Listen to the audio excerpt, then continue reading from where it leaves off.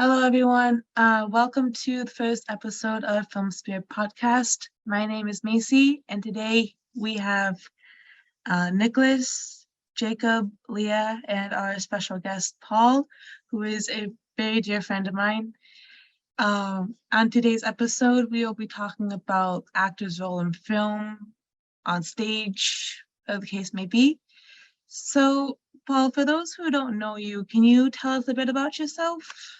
A little bit about me is that I am a guy originally from New Jersey who moved out to Los Angeles like towards the end of the pandemic. And then I just started acting. I started taking a little bit more seriously out here, and I got like lucky and featured on like a Darman video.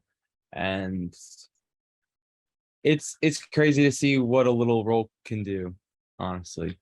It's like, I don't know, it's really cool to have like fans and then people like look up to you now. But it's also like a weird dynamic that you're not ready for, even though it's small. But yeah, that's a little bit about me. Like, I'm just like an actor and I play guitar, and I'm just hanging out here in Los Angeles now. Yeah, it's always like so interesting to see what small like a very small role can do to start off your acting career. Like it just takes like one role and it like all of a sudden like you take flight in like whatever career that you want to do or anything like that. Yeah, I mean, it's weird because it was just like a little jump start. Like, acting careers, they are like, they span from very long, like, I don't know, most of our lives, let's say. Like, people change throughout their lives, and then the whole types of characters that you could even play could like change with you. So, like, I got a small part in this, and it's really awesome, and it's a huge deal for me, because then like I got noticed for doing something from a lot of people.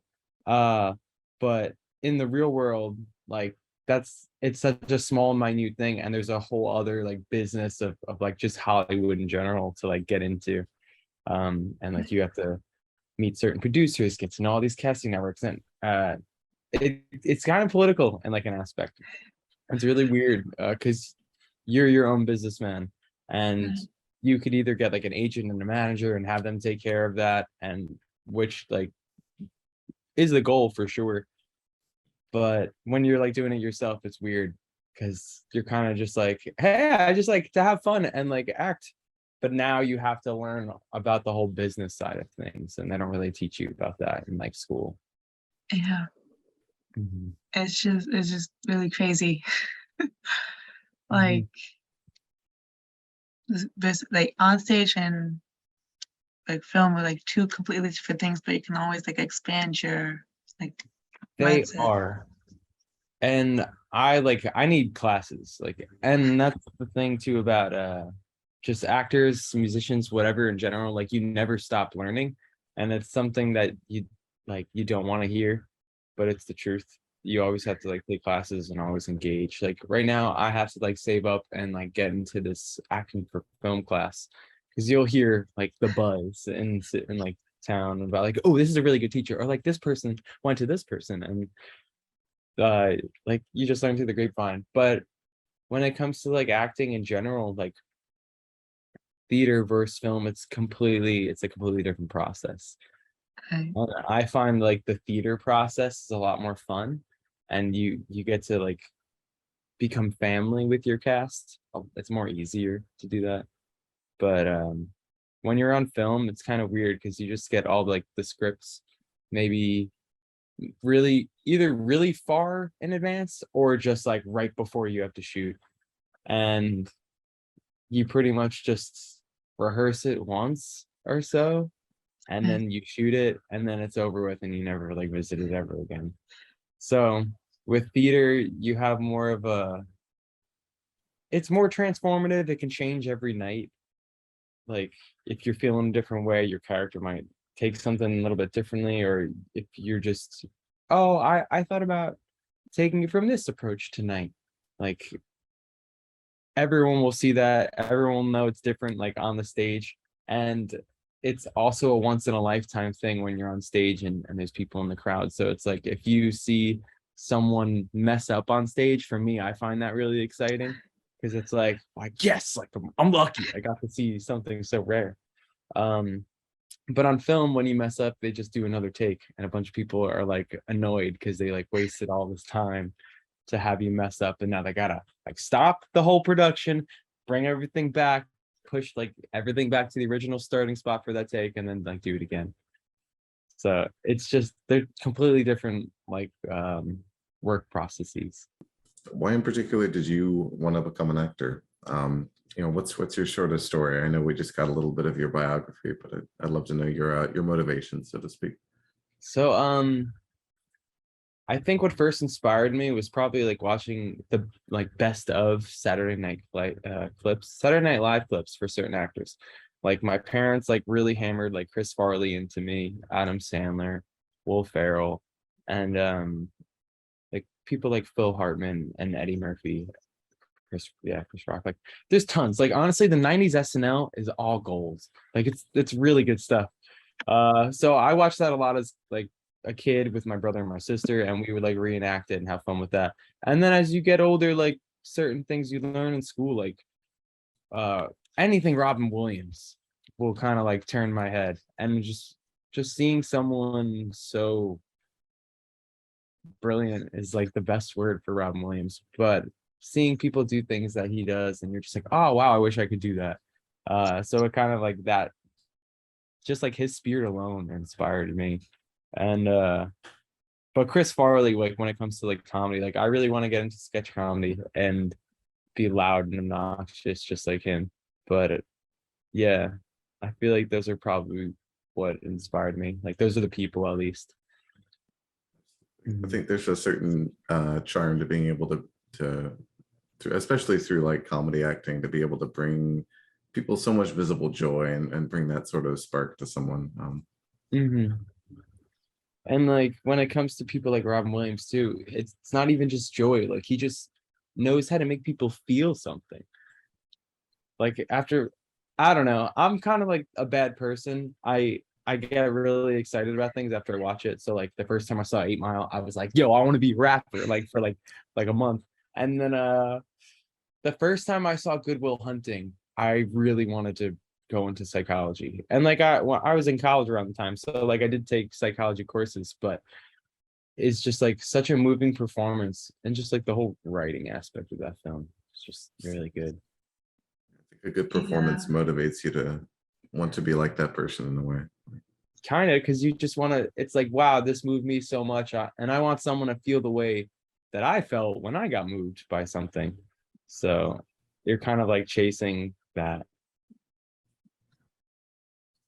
Yeah, I honestly get that, to be honest, because like um for a while I was the same way. Like when I was younger, like like if I ever saw, like it was like my parents always come to me because I'm like the kind of like the movie buff in my Mm. family.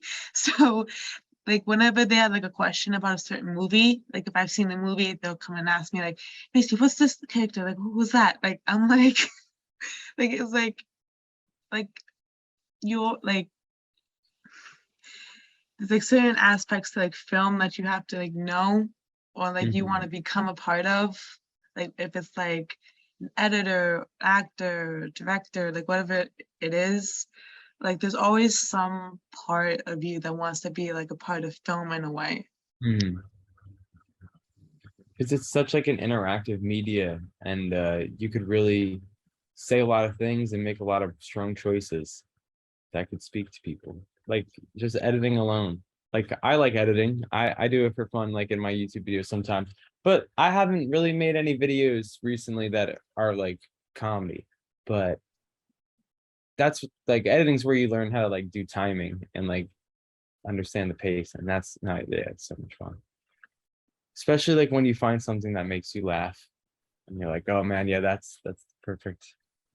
That's it right there. Chef's kiss. Yeah. I was such a fan of that little niche, really. Like Yeah. that little spark. Mhm. And you were like your family's IMDb, and they came to you whenever they Yeah, had. yeah, it's funny. And like not only for like movies, but like if they have like a question about like a certain story in the Bible, they're always like I'm like always somewhere that they come to if they have questions about certain things. But it's like always something that they feel like I know, like certain movie or something. Mm-hmm. You just have the answers. Yeah.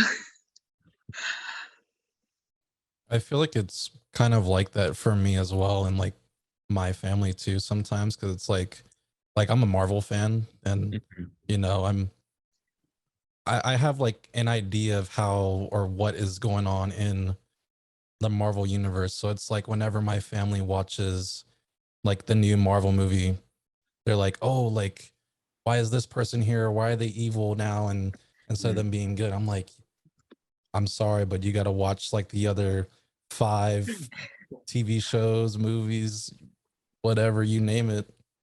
Mhm. Like, I'm sorry, I can't help you. You got to catch up. Yeah. Pretty much. Yeah. I wish I was into superheroes, and I feel like that upsets a lot of people like that I meet. Uh, I watched like the first few Spider-Mans with like all Tobey Maguire, and then after that, I just haven't caught up anything. And then I've seen like Ant-Man and like Deadpool, but I feel like I've seen parts of the Avengers, but I couldn't tell you anything that happens. But it's just crazy though, because for someone who's supposed to be in this industry, like you should keep up with everything that's going on, and to be like so ignorant on so many topics and movies, and it kind of looks bad, especially when people are really passionate about it.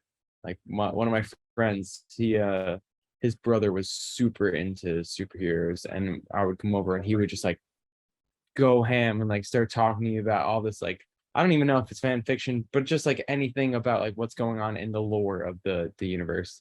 And then when I would just be like, he'd have to like pat his brother away. It's like, it's okay, buddy. Like some people just aren't into that. And I'm like, oh man, now I'm like breaking kids' hearts.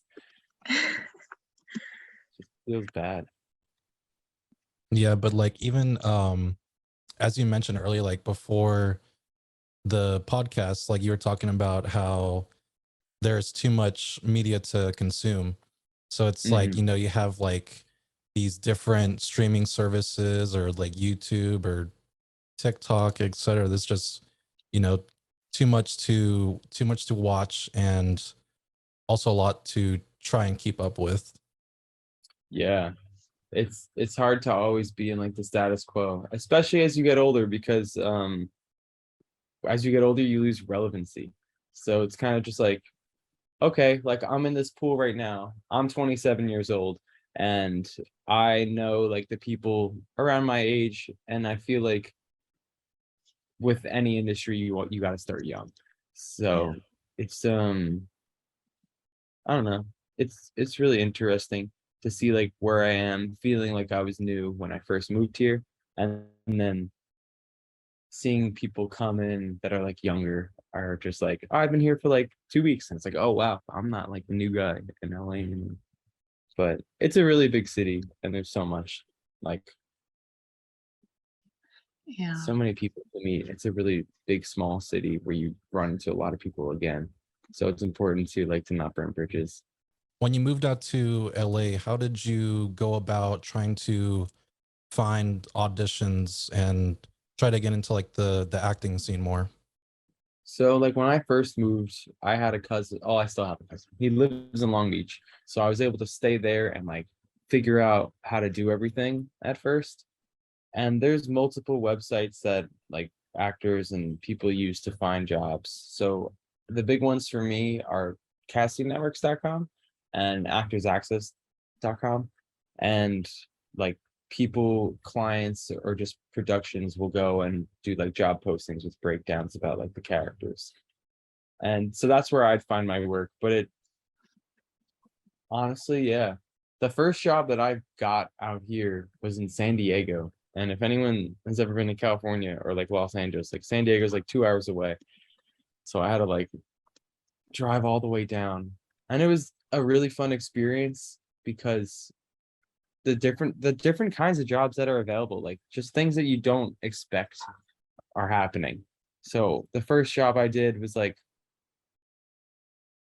for Snapchat, but it wasn't for Snapchat. It was like this guy makes like TikTok-y type clips that are like really silly or have like dumb punchlines. And then he sells that to like a Japanese company or something. And then it like played in the ads on like the discovery page on like Snapchat.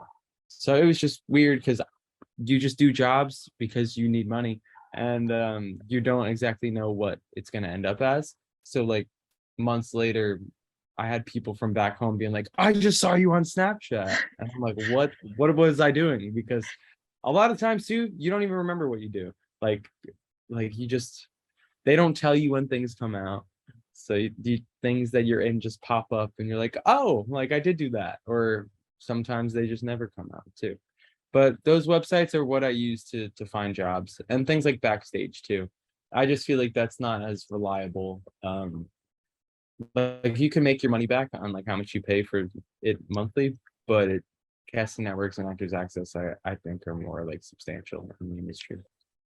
Okay, so did you ever take any classes or workshops to improve your acting skills?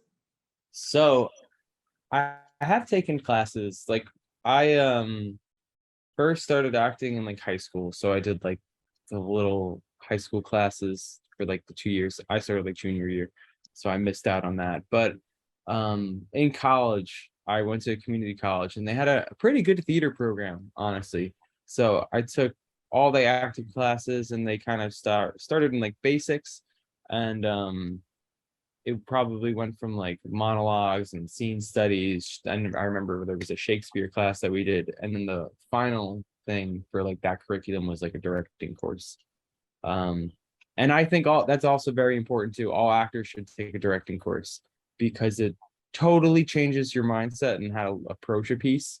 And there's really so much to learn because you have to really break down the inner mechanics of it and see how everything's operating. And when you're an actor, you're really only thinking about yourself. So you're just looking at who you are and like how you get involved in the whole story and like what your objective is. But as a director, like there's tons of books too that I didn't read in college that I still have that I plan on reading. But there was one called Backwards and Forwards, and with it, like you could read like Hamlet adjacent to it, and it'll like talk about the process of directing this play while you're reading. So yeah, it's definitely important to take classes. Am I taking any right now? No. But I did take them in college, and I did take some improv classes when I arrived here. But I don't know. I felt like it wasn't worth it at a certain point, and I had to like go on a vacation, so I quit, and then I just never joined back with that school. It was kind of out of the way.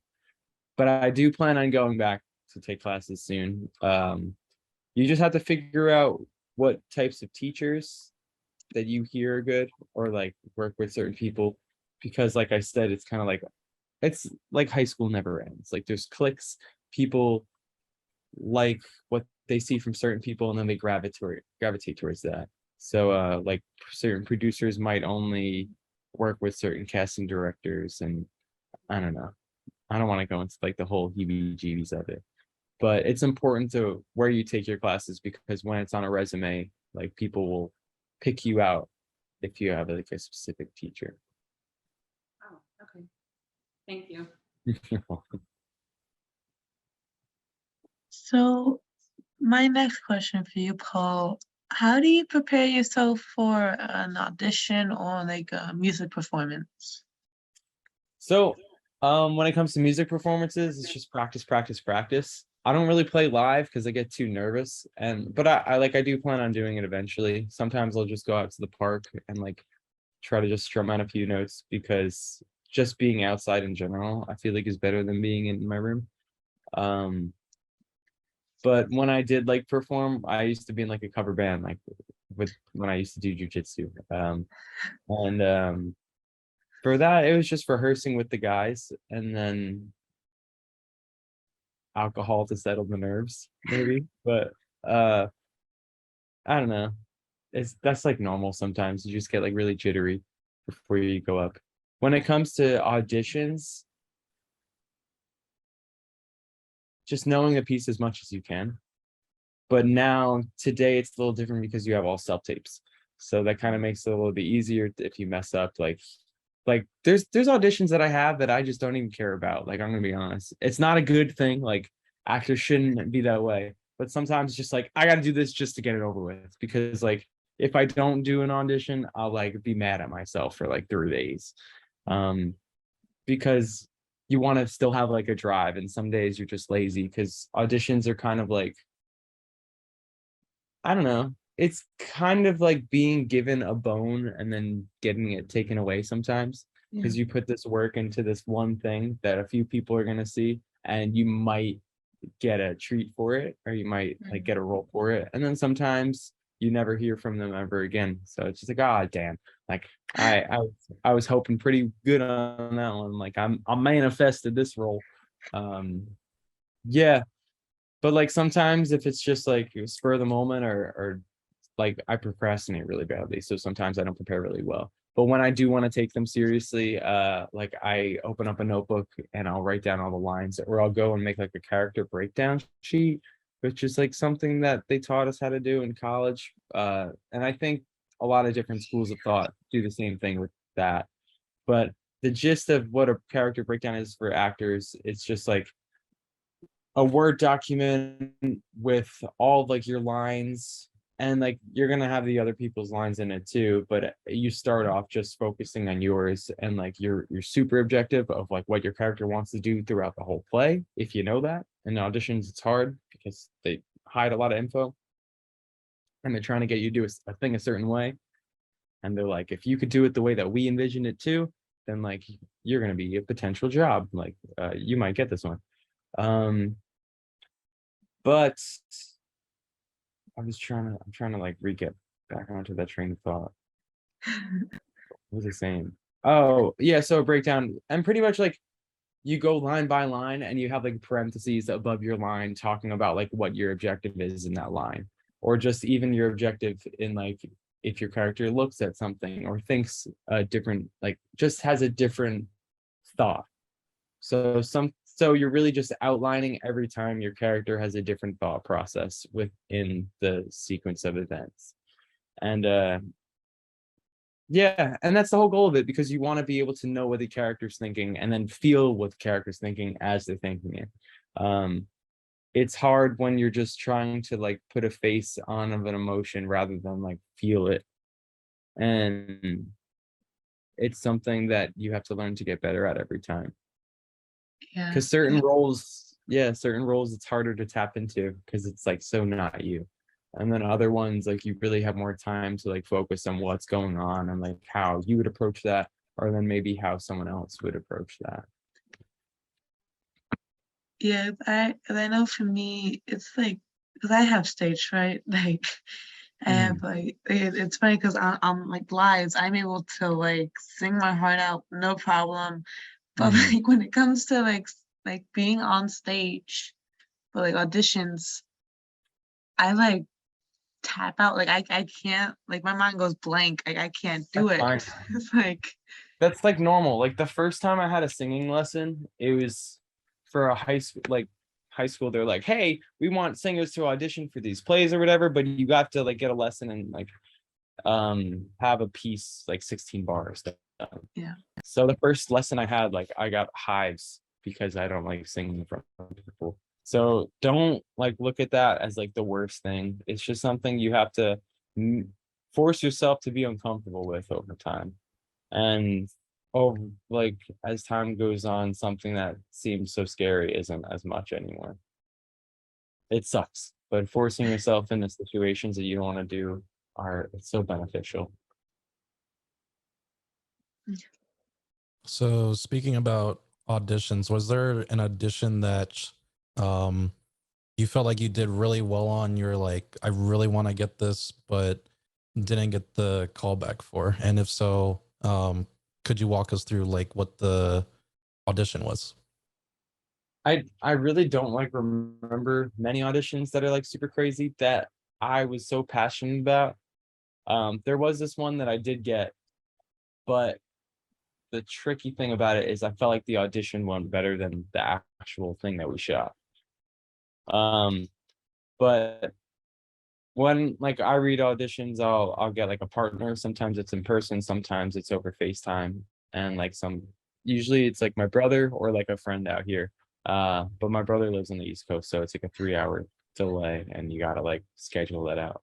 So we read for this short film called Control, and it was just about my character just hypothetically sitting on the remote control, and his friends trying to get him to stand up, and the friend, like my character, is just like, no, like I don't need to get up, like I know for a fact that I didn't like sit down on it, because I would just know, like duh, obviously. And when my brother and I were reading it back and forth, it kind of sounded like an Abbott and Costello like sketch or like short. So we were just cracking up. And sometimes after auditions, like you just have this feeling where it's just like, dude, like you better get that. Like that was so much fun. Like you better. And that was definitely one of them. And usually when they like the tape, because that one I got lucky enough to get a call back, like they'll just have you read it again. And it might be like a chemistry read where that's just when they have someone who could be your potential partner, or just like, let's say I play Adam and you play Jacob. So now we have like 2 Adams in the room and 2 Jacobs. This Adam's gonna read with this Jacob, and then like they're gonna switch them up just to see who like says it best. So that kind of also changes the vibe, because it's just like it might not even just be my performance too. Like now I have to get along with them, and then if we have chemistry and we can create something, like go for us. But sometimes it just doesn't work out. And that one did work out. Like the guy who I shot with, Matt, he was really funny. So, and you could usually tell if you're gonna have a good time on set too, based off of like the crew and just how everyone's vibe is. But yeah, so we did that audition. I got the call back, everything went well. But I could give you like information on audition I did recently. I don't think I'm allowed to say a lot because sometimes you just aren't. But I had like some Nickelodeon type audition, and it was just like a random commercial where you just have to talk about like all these silly like Jojo Siwa and like this and that. That was really fun to like get into the what they were looking for, because when you first get the paper, you kind of don't really know how it's supposed to go, and then you kind of just have to create that. And luckily, like I turned on the cheese for that audition tape, and that like was an audition that I just had to get out of the way because I knew how like important it was to me, like Nick.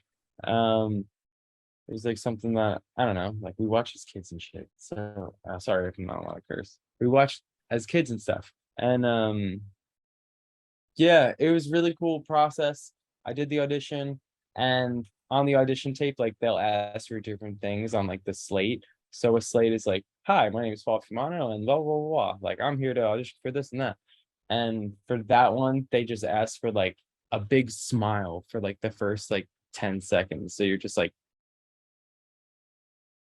hi, my name is Paul, and it's like really weird, but you have to just give them what they want because they're looking for something specific. But I had to do a chemistry read callback, and it was me and this other woman, and we were going back and forth, and it was on Zoom, so it was kind of uncomfortable because she was over in my camera, she was next to me over here, but to the producers and people, she was over here. So they asked me to like play to her and pretend like she was there, and it just felt awkward. But the callbacks went really well until I messed up and like didn't say the last line on the second read through, and like everything felt so good, but just missing that like bummed me out so much.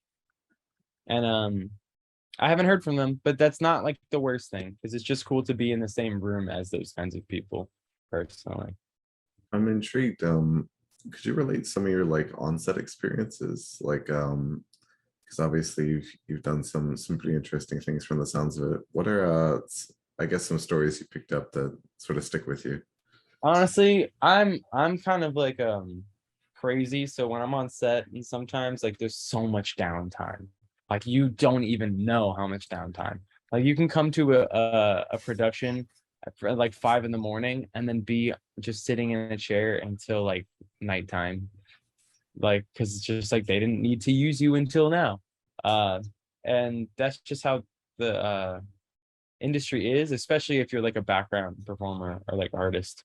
But sometimes I'll just get lost. Like I'll just go around and like have fun and like get like a little adventure on set. So I remember I was filming background, like I was doing background for this show called Hunters, and it's got like Josh Radnor in it and like Al Pacino, and it's about like hunting Nazis in like Argentina or something. But when I was there, they didn't use my character or like what I was supposed to be for like the first 2 days, and I was booked for 3 days. So on the second day, me and this woman just we were filming in like the Los Angeles theater, and they only really open it up for when people like film in there or like private events.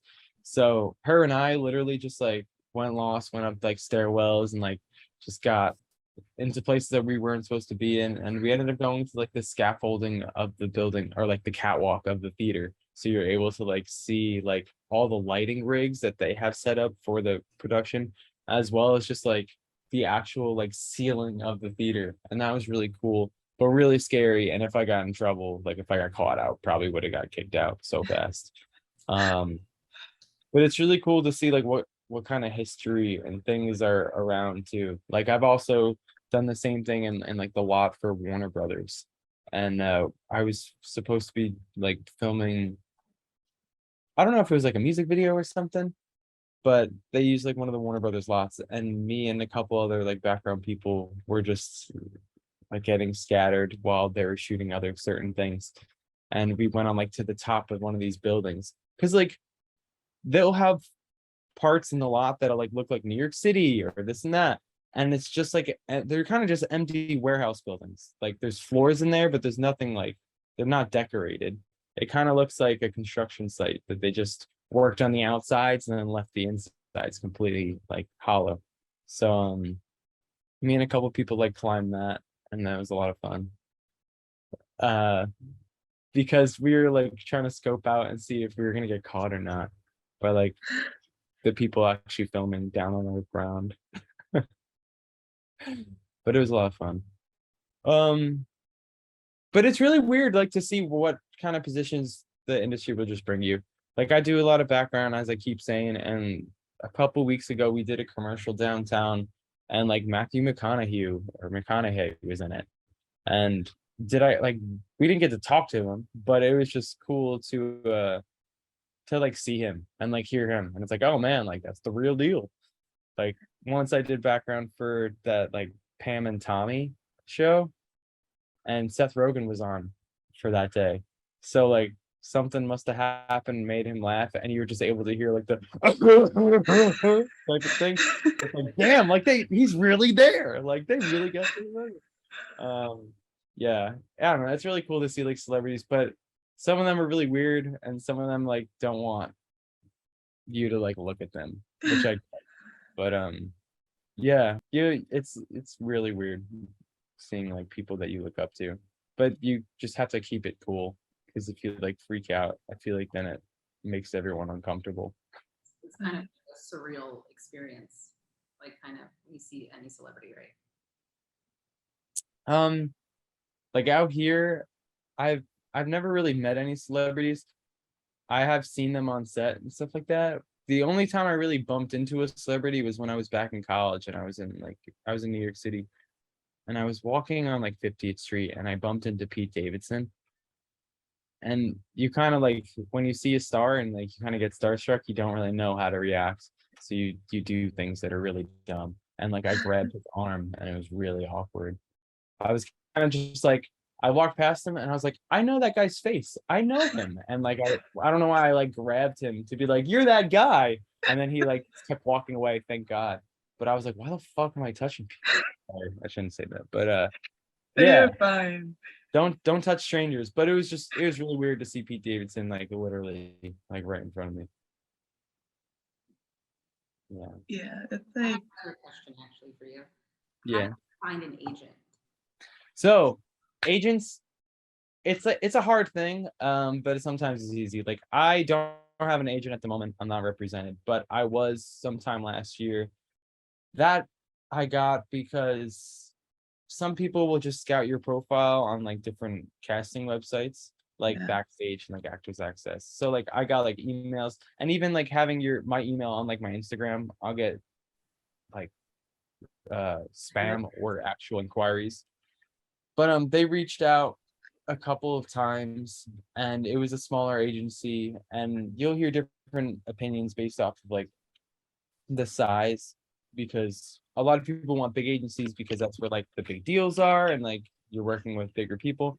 But if there's more people on the roster, there's chances that they're going to be focusing on other people other than you. So some people like to have smaller agencies because then you're being focused and like Yeah. paid attention to at all times.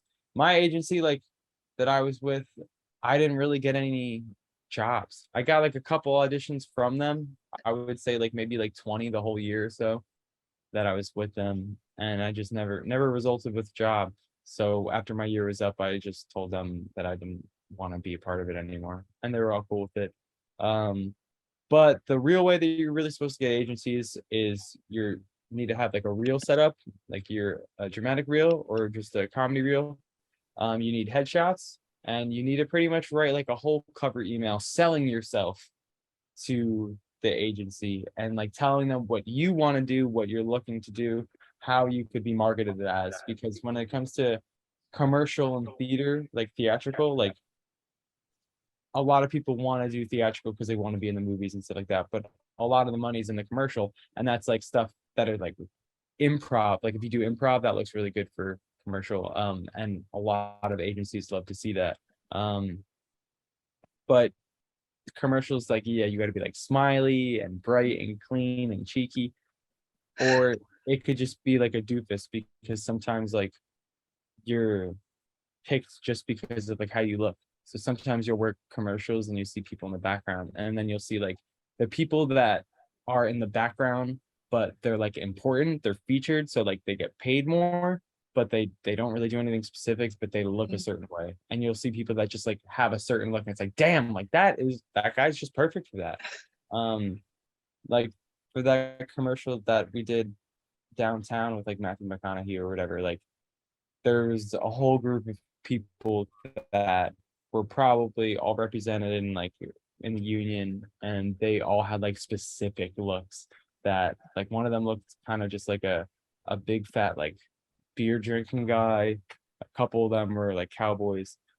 So you definitely want to know your looks, and you want to know what you could be advertised as when you go to find an agent, and you kind of just, all it is really just selling yourself. And then once you find someone that maybe they're interested, they're gonna have a couple meetings, maybe they'll get like a lunch thing, or they'll have you like do a monologue, or they'll give you something to read just to see how you are with that kind of copy. And then if they like you, you're signed up, you can like have a contract, and then hopefully you pass auditions and get booked for stuff. Like right now though, I'm in the process of getting a new agent. It's just hard, and it's like I'm a big procrastinator, so it's a lot of pressure for me when it comes to be like to when it comes to doing something that is important. I always push it off because it feels like it's going to be so hard. And then in my experience, when I always push things off, you realize that like it was so much easier to just get it over with in the first place. So I'll get to that. But right now, yeah, like I just need to work on like selling myself and pretty much writing a whole like cover letter on who I am and what I can do, and like what my looks are and how I could be advertised. Um, because I want to go into like comedy and commercial type things, but when I look at my headshots, they look more dramatic and like theatrical.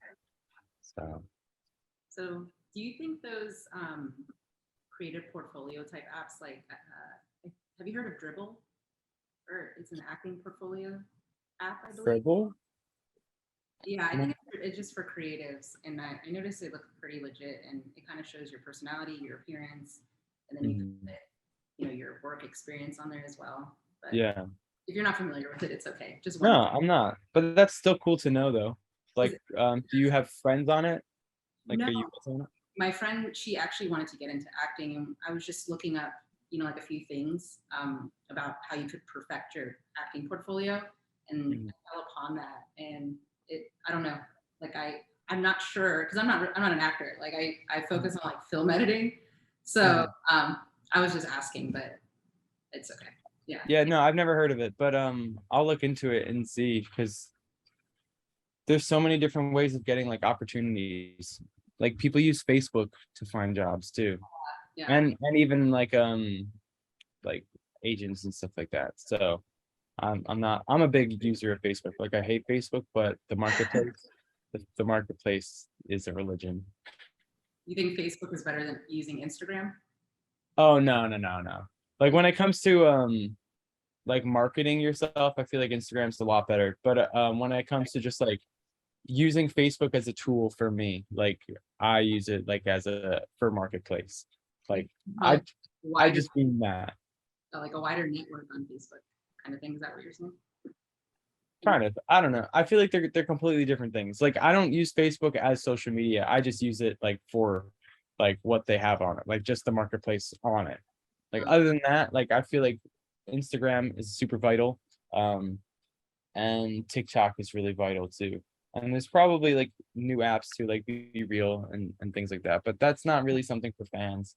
That's just something for friends. That's what I say.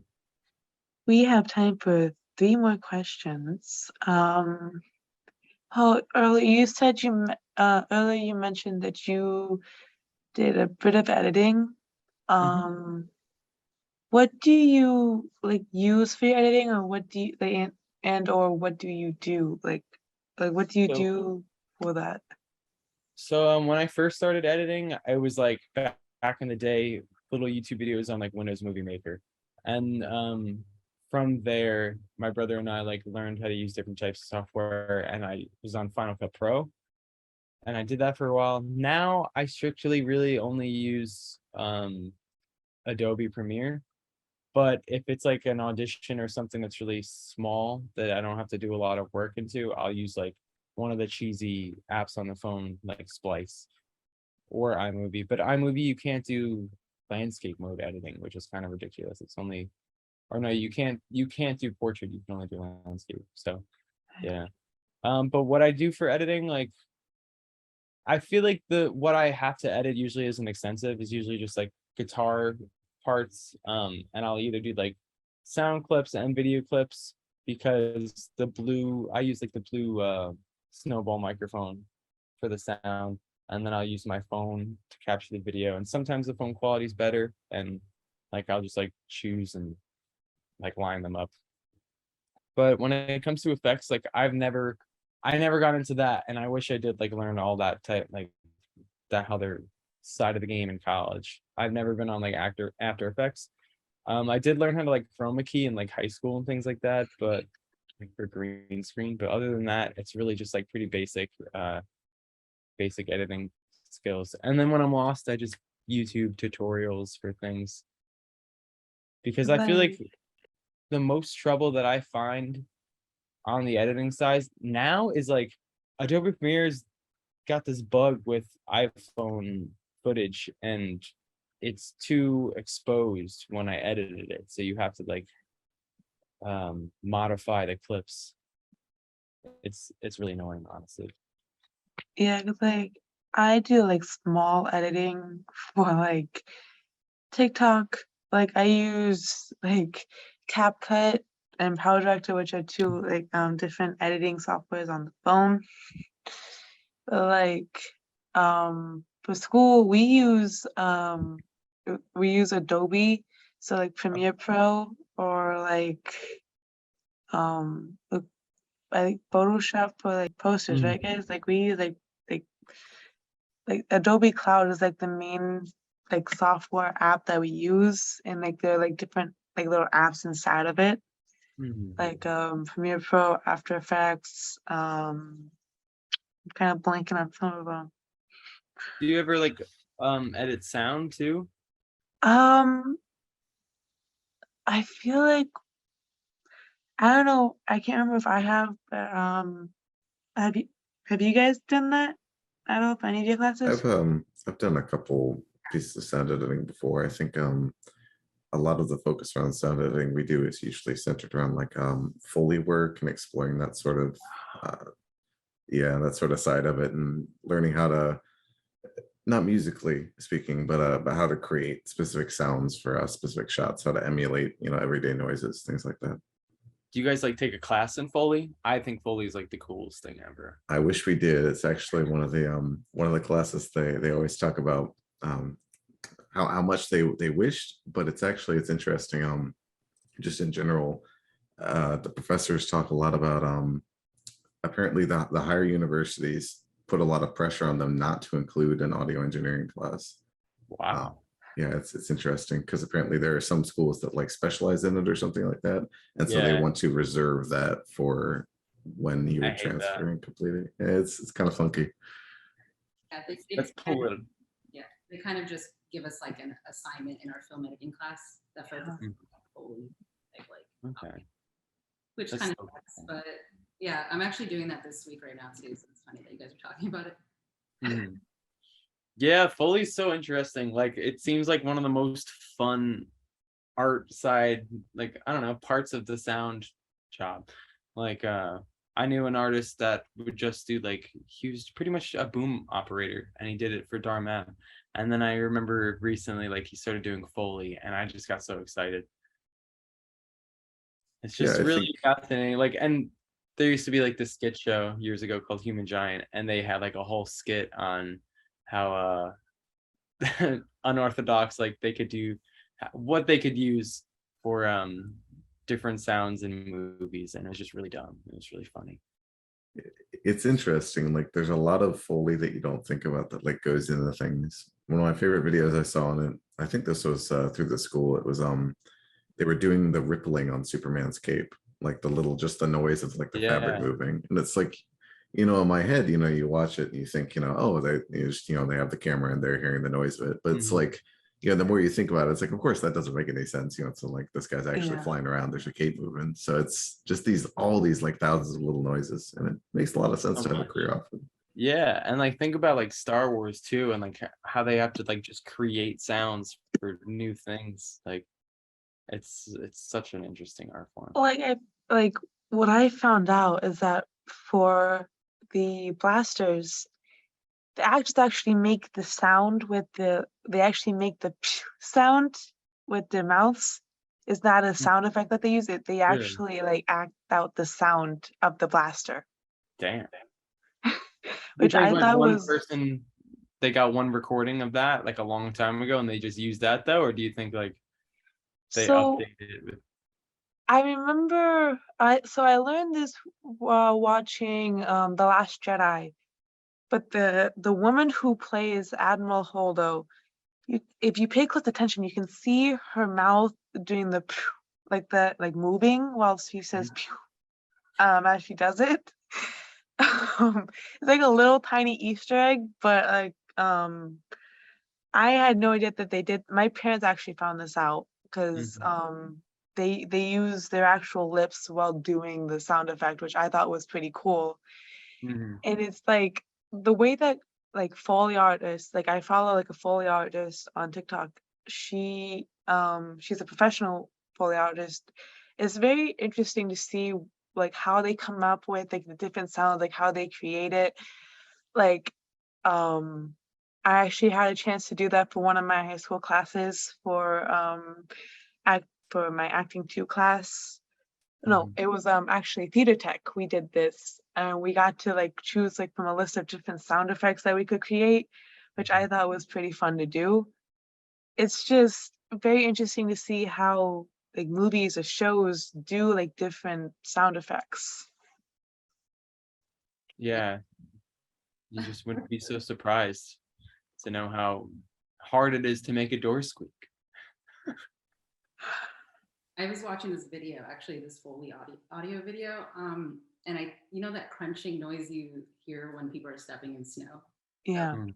They actually use like cornstarch to get Yeah. really loud effect, that really good crunch. Yeah. Yeah. Yeah, I really do love Foley audio. It's so fun. It is. It It's is. like literally playing for work. They get paid to Okay. play. Like a room of items and objects, and Mhm. you know, just they're like, oh, maybe this might work for this, and then it's like little testing it out and all that stuff. It's pretty. I don't know. It's pretty, Yeah, it's all trial and error, but it's so hard to just time everything to be perfect. yeah. If you're like ripping or yeah. I feel like they should be more acknowledged in the film industry. Definitely. Yeah. Like they should just, I don't know. The Foley artist should be faster in the credits. You should see them sooner. Yeah. So, anyone else have any questions?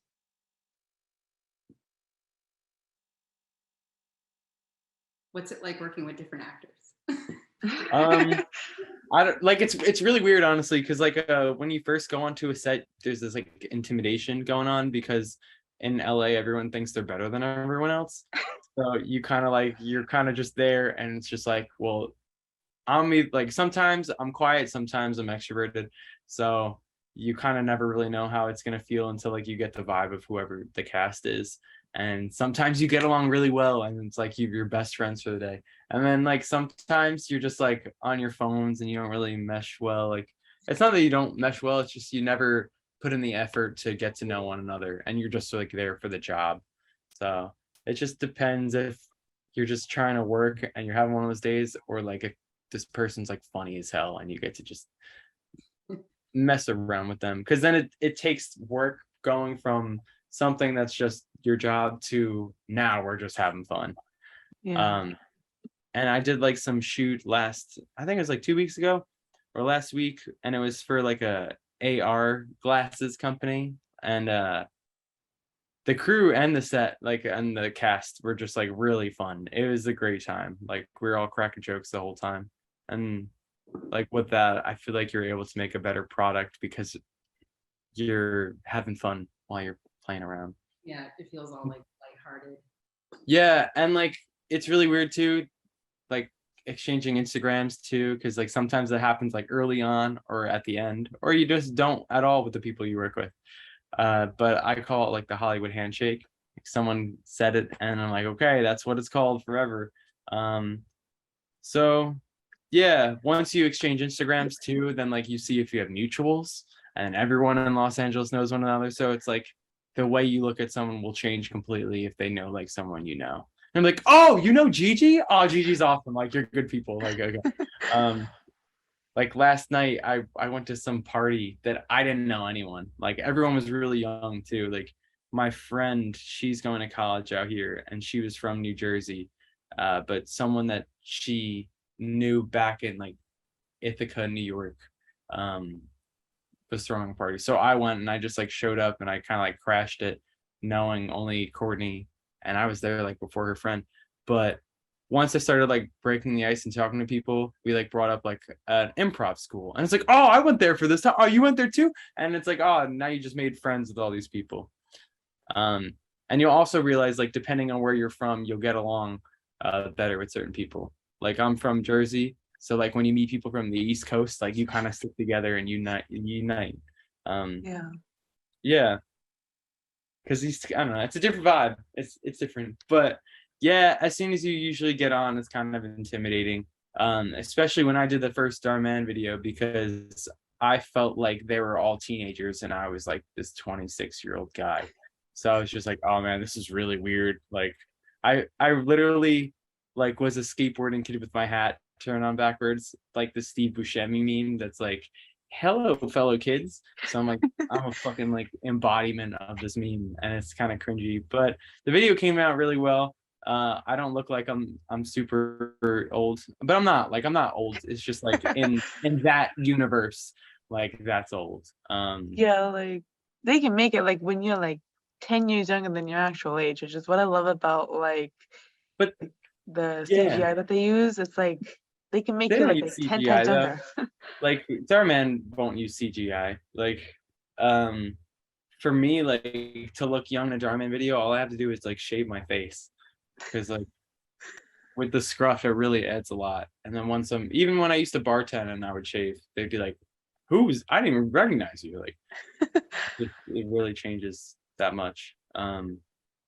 Yeah. But like also like when you have to act younger, you just have to envision like how you used to be when you were young. Because if you don't have any of that, then it just won't be believable.